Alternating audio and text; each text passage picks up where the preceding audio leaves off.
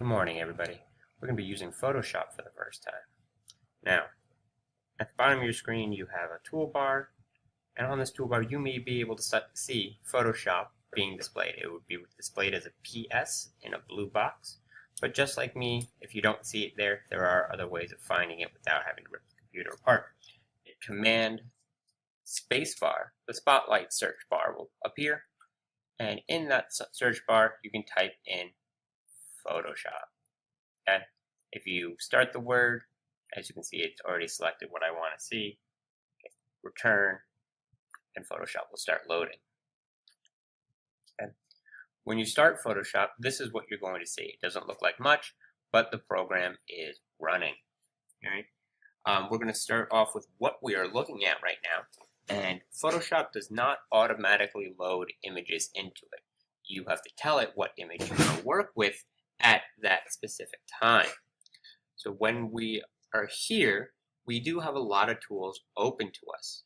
This top bar up here is the title bar. It's also, for Mac users, the menu bar. Here we have all these different tabs that have a lot of different options. Right now they're all grayed out because we don't have an image in Photoshop that we can work with, so they don't work. Below that, we have the options bar. Okay, when we do select a tool, this bar will change based on the tool options that we select. So if you notice, the option bar is adjusting depending on whatever tool I am selecting. Okay, over here on the left, we have the tool palette. Okay, this is a bunch of different tools that is pre-selected by Photoshop that are most likely going to be used, and as beginning users, we probably won't stray too far away from this palette. Now, maybe asking me, what is a palette?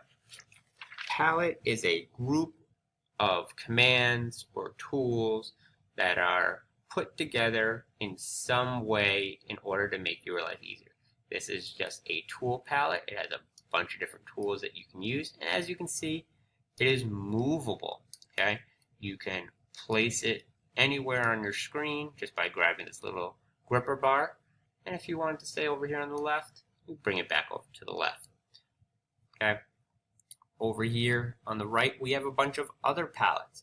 We have our history palette, which shows us what we've done to the file so far, and as you can see, we haven't done anything because we just loaded the program. We have a navigator palette, which will help us move around the image, and a bunch of other ones that we will go into later. For this next clip, we are going to customize our Photoshop window so that way we are all seeing the same thing.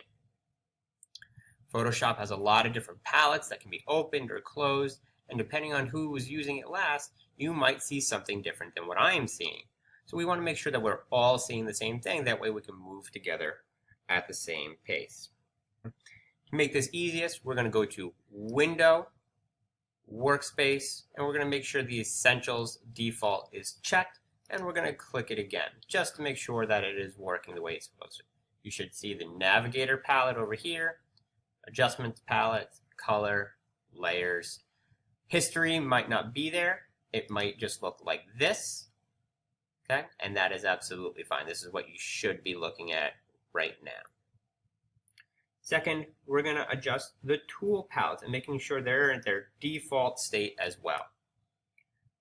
What you're going to do is you can take your cursor, move over to the tool palette, and just a little side note, if you leave your cursor on one of the tools, that little note will pop up letting you know what you have your cursor hovering over. So right now it's the lasso tool. In parentheses, it shows you the shortcut key for the lasso tool. So for the lasso tool, if I hit L on my keyboard, it'll activate the lasso tool.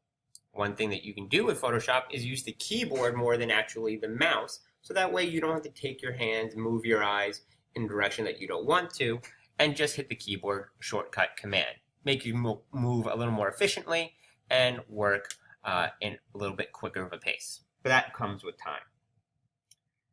After you've clicked on, let's say, the marquee tool, you are going to right-click. For Macs, you're going to hold down the Control button on your keyboard and left-click you're going to left click up here on the options bar and you're going to select Reset All Tools and then hit OK. Nothing may appear to happen, but it's brought all the tools back to their default setting if anybody has changed them in the past. Which of a file, whether you've pulled it off your phone, sent it through an email, it does not matter, but you cannot use just a physical copy of a photo. You need to put it through a scanner, some way of getting a digital format of it, so that way you can edit it on the computer. To open a photo, it is very simple. You're going to go to File, Open. Notice the shortcut key right here, Command-O, to open as well. So you can either click there, and this window will pop up, or if you hit Command-O, the same window will pop up. We're going to work on this parasailing image. You'll select it wherever you have it stored, whether it's in your documents or possibly in your downloads, on your desktop. Okay, does not matter, but we're going to start with the parasailing image. Click Open. There you go. As you may have noticed, your navigator palette has now changed. It shows you the image that you are looking at. This navigator palette is going to become very useful in the future, so keep an eye on it. History palette has also changed. It has shown that we did the step of opening a file. As we progress and make modifications, these steps will all be shown here, and we can backtrack if we need to in case we make a mistake.